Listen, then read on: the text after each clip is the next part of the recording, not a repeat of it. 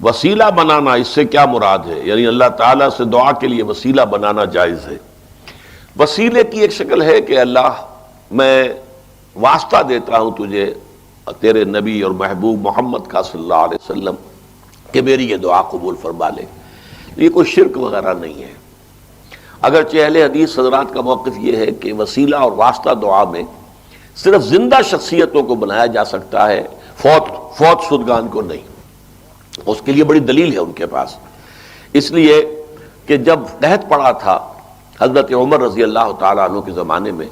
تو انہوں نے یہ الفاظ کہے تھے کہ اللہ جب تک نبی زندہ تھے حضور صلی اللہ علیہ وسلم، ہم اللہ اس کی وسعت سے تجھ سے دعا کرتے تھے۔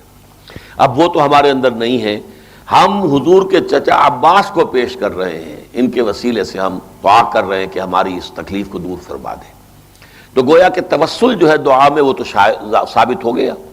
اور اس لیے اس کو تو شرک کہنا جو ہے وہ تو پھر کوئی اگر کہتا ہے تو بہت بڑی زیادتی ہے۔ یہ البتہ کہا جا سکتا ہے کہ کسی کو وہ اچھا نہ لگے، یعنی جیسے میں نے نظر کے بارے میں کہا تھا کہ میری طبیعت اسے قبول نہیں کرتی، اللہ کے ساتھ اس طرح کی سودے بازی کیا کرنی ہے، جو نیکی آپ کر سکتے ہو آپ کیجئے، اللہ سے جو مانگنا ہے مانگیے، ان دونوں کو انٹرلنک نہ کیجئے کہ اللہ یہ کام میرا ہو جائے گا تو میں یہ 100 نفل پڑھوں گا، یا یہ ہو جائے گا تو میں اتنے غریبوں کو کھانا، یہ کام نہیں، یہ درست نہیں ہے، اگرچہ جائز ہے لیکن بس میری طبیعت اسے پسند نہیں کرتی۔ اسی طرح کا یہ معاملہ توسل جو ہے میں یہ سمجھتا ہوں کہ اللہ سے براہ راست مانگیے، کسی بھی ہستی کا یہ مقام نہیں ہے کہ اللہ تعالیٰ سے کسی درجے میں وہ بالا تر ہو اور اس کے حوالے سے کوئی بات کی جائے تو وہ ٹال نہ سکے، معاذ اللہ۔ البتہ یہ کہ اس کو شرک یا حرام نہیں کہا جا سکتا۔